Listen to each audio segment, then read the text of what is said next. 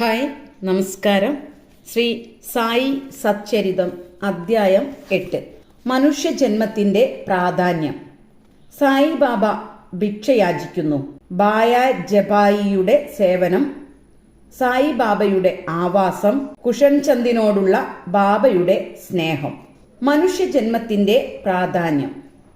ഈ ബ്രഹ്മാണ്ടത്തിൽ ദൈവം കോടാനുകോടി ജീവജാലങ്ങളെ സൃഷ്ടിച്ച് സ്വർഗം, നരകം, ഭൂമി, സമുദ്രം മുതലായ സ്ഥലങ്ങളിൽ അധിവസിപ്പിച്ചു.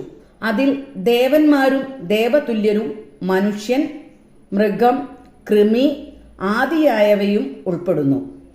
ഇവയിൽ പുണ്യാത്മാക്കളാകുന്ന ജീവജാലങ്ങൾ സ്വർഗത്തിലെത്തുന്നു. പുണ്യം തീരുന്നതുവരെ അവിടെ നിർത്തി വീണ്ടും ജനിപ്പിക്കുന്നു. പാപം ചെയ്തവൻ നരകത്തിൽ പോയി പാപഫലം തീരുന്നതുവരെ ദണ്ഡനമനുഭവിക്കുന്നു. പാപപുണ്യങ്ങൾ സമനിലയിൽ നിൽക്കുമ്പോൾ ഭൂമിയിൽ മനുഷ്യനായി ജനിക്കുന്നു. അത് മോക്ഷത്തിലേക്കു വേണ്ടി അധ്വാനിക്കാൻ അവസരം കൊടുക്കലാണ്. അങ്ങനെ പുണ്യബന്ധങ്ങൾ മുറിഞ്ഞു പോകുമ്പോൾ മോക്ഷസിദ്ധി കൈവരുന്നു.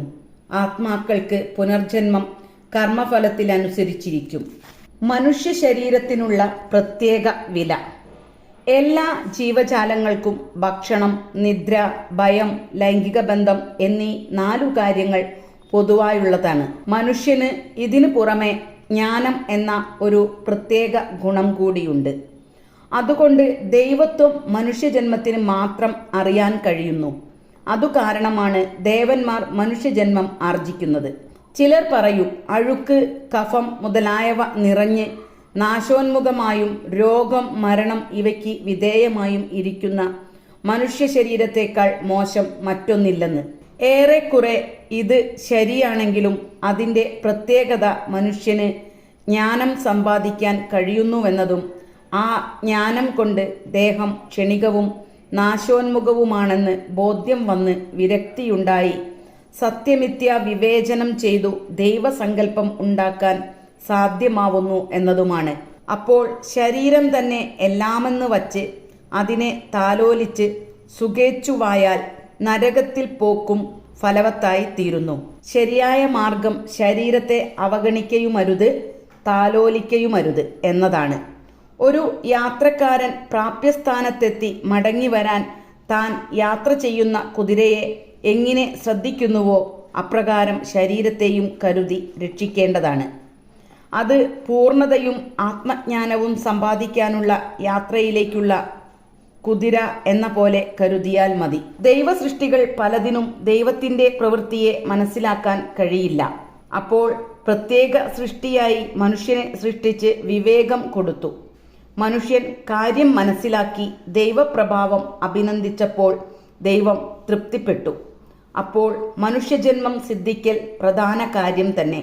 ബ്രാഹ്മണനാവുന്നത് അതിലും പ്രധാനം. അതിലുമേറെ പ്രധാനമാണ് സായിബാബയുടെ പാതാരവിന്ദങ്ങളിൽ ആത്മാർപ്പണം ചെയ്യാൻ കഴിയുന്നത്. മനുഷ്യൻ അധ്വാനിക്കേണ്ടും വിധം. ജീവിതം ക്ഷണികമെന്നും മരണം ഏതു സമയവും വരാവുന്നതുമാണെന്നും മനസ്സിലാക്കി ജന്മമെടുത്ത് ഉദ്ദേശ്യസാധ്യത്തിനു വേണ്ടി ഒട്ടും താമസിക്കാതെ പ്രവൃത്തി എടുക്കുക. അതിനുള്ള വെമ്പൽ വിഭാര്യൻ പുനർവിവാഹത്തിനും പുത്രനഷ്ടം വന്ന രാജാവ് പുത്രനെ സർവത്ര തിരയുന്നതിലും കാണിക്കുന്ന തരം തിടുക്കം കൂട്ടലിന് സമാനമാവട്ടെ. മടിയും അജ്ഞാനവും ഉപേക്ഷിച്ച് സദാസമയം ആത്മചിന്തയിൽ ലയിക്കുക. അതിനു കഴിയാത്ത ജീവിതം മൃഗതുല്യമാണ്. മുന്നോട്ട് പോകേണ്ട വിധം. ആത്മജ്ഞാനിയായ ഒരു സദ്ഗുരുവെ സമീപിക്കലാണ് ഏറ്റവും അനുയോജ്യവും വേഗതയുള്ളതുമായ വഴി. മതപരമായ പ്രസംഗങ്ങൾ കേട്ടും ഗ്രന്ഥം പഠിച്ചും കിട്ടുന്നതിൽ നിന്നും എത്രയോ 10 മടങ്ങ് ഇത്തരം മഹാത്മാക്കളുടെ സംസർഗത്തിൽ നിന്ന് ലഭിക്കും.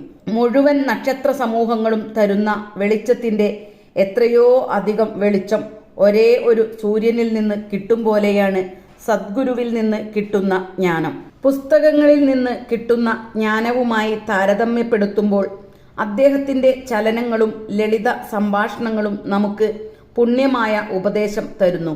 അത്തരം സംസർഗം കൊണ്ട് ക്ഷമ, ശാന്തി, നിസ്സംഗത്വം, ദാനം, ദയ, മനസ്ഥൈര്യം, അഹംഭാവമില്ലാതാക്കൽ മുതലായവ ശിഷ്യൻ ശീലിക്കുന്നു. അങ്ങനെ ആധ്യാത്മിക മാർഗങ്ങൾ തെളിഞ്ഞു കാണുന്നു. ഭാഗ്യങ്ങളിൽ അയാൾക്ക് താല്പര്യമില്ല, നിർഭാഗ്യത്തിൽ പരിഭവവുമില്ല. രാജാവും യാചകരും ഒരുപോലെയാണ് അയാൾക്ക്. ഒറ്റ നോട്ടം കൊണ്ട് യാചകനെ രാജാവാക്കാൻ കഴിഞ്ഞിരുന്ന ഒരു മഹാത്മാവ് ഷിർദിയിൽ യാചിച്ചിരുന്ന വിധം നമുക്ക് നോക്കാം. ബാബ ഭക്ഷണത്തിന് യാചിക്കുന്നു. മോളെ, എന്തെങ്കിലും തിന്നാൻ തരൂ എന്ന് വീടിൻ്റെ മുന്നിൽ വന്നു നിന്ന് ഭിക്ഷ യാചിച്ച് കൈനീട്ടി സ്വീകരിക്കുന്ന സായിബാബയ്ക്ക് ഭിക്ഷ നൽകാൻ ഭാഗ്യം സിദ്ധിച്ച ഷിർദിയിലെ വീട്ടുകാർ അനുഗ്രഹീതരായിരുന്നു. ഒരു കൈയിൽ തകരപാത്രവും മറ്റേ കൈയിൽ ചതുരത്തിലുള്ള ഒരു തുണിക്കഷ്ണവും ഉണ്ടായിരിക്കും. നിത്യവും ചില വീടുകളുടെ വാതിൽക്കൽ ചെന്ന് യാചിക്കും. ദ്രാവക രൂപത്തിലും കൊഴുപ്പുള്ളതുമായ എന്തും, അതായത് സൂപ്പ്, പച്ചക്കറി കൂട്ടാൻ, പാല്, തൈര് മുതലായവയെല്ലാം തകരപാത്രത്തിലും, ചോറ്, റൊട്ടി, ചപ്പാത്തി മുതലായ ദ്രവരൂപത്തിലല്ലാത്തതെല്ലാം തുണിക്കഷ്ണത്തിലും വാങ്ങും. ജിഹ്വാചാബല്യം മറികടന്ന ബാബയ്ക്ക് സ്വാദ് ഒരു പ്രശ്നമല്ല. പിന്നീട് ആ തകരപാത്രത്തിലെയും തുണിക്കഷ്ണത്തിലെയും സാധനങ്ങൾ കൂട്ടിക്കലർത്തും. അത് ബാബ മതിയാവോളം കഴിക്കും. ഒരു സാധനം സ്വാദുള്ളതോ അല്ലാത്തതോ എന്നൊന്നും ബാബ ഗൗനിക്കാറില്ല. ബാബ ഉച്ചവരെ യാചിക്കുമെങ്കിലും അതിന് സമയനിഷ്ഠയൊന്നുമില്ലായിരുന്നു. ചിലപ്പോൾ കുറച്ച് ചുറ്റി നടക്കും, ചിലപ്പോൾ ഉച്ചയ്ക്ക് 12 മണിവരെ യാചിക്കും. ഇങ്ങനെ കിട്ടുന്ന ഭക്ഷണം ഒരു മൺപാത്രത്തിലിടും. നായ്ക്കളും പൂച്ചകളും കാക്കകളും ഒരു ഭാഗത്ത് നിന്ന് തിന്നുന്നുണ്ടാവും. ബാബ അവയെ ഒരിക്കലും ആട്ടിപ്പായിക്കില്ല. മസ്ജിദ് അടിച്ചുവാരുന്ന സ്ത്രീ 10-12 റൊട്ടിക്കഷ്ണങ്ങൾ സ്വന്തം വീട്ടിലേക്ക് കൊണ്ടുപോകും. ആരും അവളെ തടയില്ല. സ്വപ്നത്തിൽ പോലും നായ, പൂച്ച മുതലായവയോട് പരുഷമായി സംസാരിക്കാത്ത ബാബയ്ക്കെങ്ങനെ നിസ്സഹായരായവർക്ക് ഭക്ഷണം നിഷേധിക്കാൻ കഴിയും? ഷിർദിയിലുള്ളവർ ആദ്യം അദ്ദേഹം ഒരു ഭ്രാന്തനായ ഫക്കീറാണെന്ന് ധരിച്ചു. ഗ്രാമത്തിൽ ഭ്രാന്തൻ ഫക്കീർ എന്ന പേരിൽ അദ്ദേഹം അറിയപ്പെട്ടു. ഒരു ഭിക്ഷാന്തേഹിയായി ജീവിക്കുന്ന ആ സന്യാസിയെ ആരാണ് ബഹുമാനിക്കുക? പക്ഷേ ഈ ഫക്കീർ വളരെ ദയാലുവും ദാനശീലനുമായിരുന്നു. ആ ചുറ്റുപാടിലും അന്നും അദ്ദേഹത്തിൻ്റെ മഹത്വം മനസ്സിലാക്കിയവരുണ്ടായിരുന്നു. ബായാജി ബായിയുടെ നിസ്തുല സേവനം.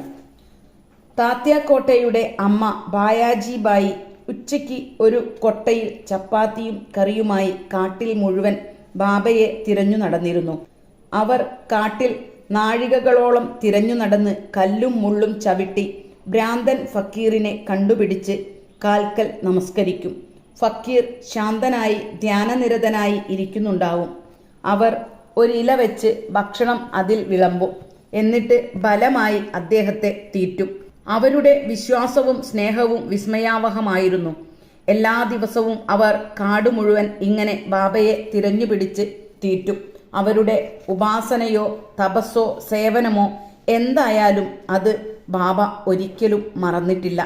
അവരെ ഓർത്ത് അവരുടെ മകന് ബാബ ഗംഭീരമായ നേട്ടങ്ങൾ കൊടുത്തു. അമ്മയ്ക്കും മകനും ഫക്കീർ ദൈവമായിരുന്നു. ബാബ അവരോട് പറയും, സന്യാസം പ്രഭുത്വമാണ്, അത് ശാശ്വതമാണ്. സാധാരണക്കാരൻ മനസ്സിലാക്കുന്ന പ്രഭുത്വം ക്ഷണികമാണ്. കുറേ കാലം കഴിഞ്ഞ് ബാബ കാട്ടിൽ പോക്ക് നിർത്തി. പിന്നെ ഭക്ഷണം കഴിക്കൽ മസ്ജിദിൽ വച്ചാക്കി. അതോടുകൂടി ബയാജി ബായിക്ക് കാട്ടിൽ അലഞ്ഞു നടക്കേണ്ട ബുദ്ധിമുട്ടും തീർന്നു. 3 പേരുടെ ആവാസം. ഭഗവാൻ വാസുദേവൻ കുടികൊള്ളുന്ന ഋഷിമാർ പുണ്യാത്മാക്കളും അവരുടെ സംസർഗം ലഭിച്ചവർ ഭാഗ്യവാന്മാരുമാണ്. അങ്ങനെ 2 പേർ, അതായത് താത്യാക്കോട്ടെ പട്ടേലും ഭഗത്മാല സബദിയും സദാസമയവും സായിബാബയുടെ കൂട്ടാളികളായി അനുഗ്രഹീതരായി. ബാബ 2 പേരെയും ഒരുപോലെ സ്നേഹിച്ചു. ഇവർ 3 പേരും മസ്ജിദിൽ കിഴക്കോട്ടും പടിഞ്ഞാറോട്ടും വടക്കോട്ടും തലവെച്ചും കാലടികൾ അന്യോന്യം തൊട്ടുകൊണ്ടും രാത്രി കിടക്കും. വിരിപ്പുകൾ വിരിച്ച് അവർ അർദ്ധരാത്രി വരെ കളി തമാശകൾ പറഞ്ഞ് കിടക്കും. ആർക്കെങ്കിലും ഉറക്കം വന്നാൽ മറ്റ് 2 പേർ കൂടി ഉണർത്തും. ഉദാഹരണത്തിന് താത്യാർക്ക് ഉറക്കം വന്നാൽ ബാബ അയാളെ അങ്ങോട്ടും ഇങ്ങോട്ടും ഇളക്കി തല പിടിച്ചു കുലുക്കി ഉണർത്തും. അല്ലെങ്കിൽ മാലാസപതി കാലിൽ തട്ടി പുറത്തു തട്ടി ഉണർത്തും. ആ കാലം എന്തുമാത്രം സന്തുഷ്ടവും അവിസ്മരണീയവുമായിരുന്നു. ബാബയുടെ ആ പ്രേമവും ആ കാരുണ്യവും ആർക്കാണ് അളക്കാൻ കഴിയുക? അച്ഛൻ മരിച്ചതിൽ പിന്നെ താത്യ വീട്ടുകാര്യമേറ്റെടുത്ത് വീട്ടിൽ തന്നെ കിടക്കാൻ തുടങ്ങി. റഹഡയിലെ കുഷൻചന്ദ്. ബാബയ്ക്ക് ഷിർദിയിലെ ഗണപതിക്കോട്ടെ പട്ടേലിനെ വളരെ ഇഷ്ടമായിരുന്നു. അതുപോലെ തന്നെ ചന്ദ്രഭാനു ഷേട്ടുവിനെ സ്നേഹിച്ചു.